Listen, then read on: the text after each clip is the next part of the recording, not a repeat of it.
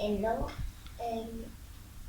el cerdito estaba comiendo la hierba y el otro estaba duchándose y el otro estaba jugando con la mariposa.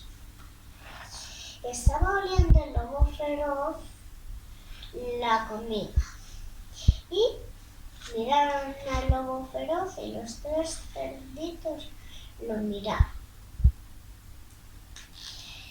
Entonces, en la casa de paja estaba jugando con la cometa.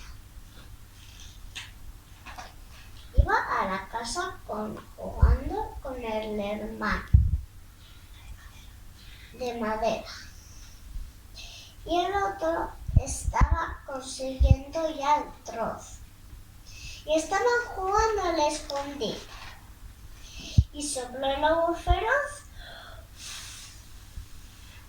y colió el cerdito.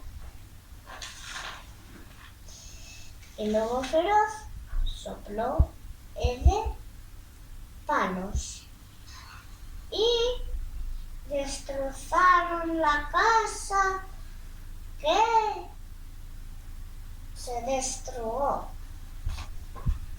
Vinieron a la casa y no lo sopló porque era muy fuerte, de ladrillo.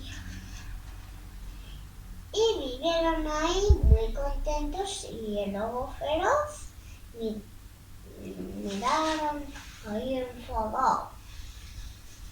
Entonces el lobo feroz estaba subiendo al techo y se quemó el culete y colorín colorado, este cuento se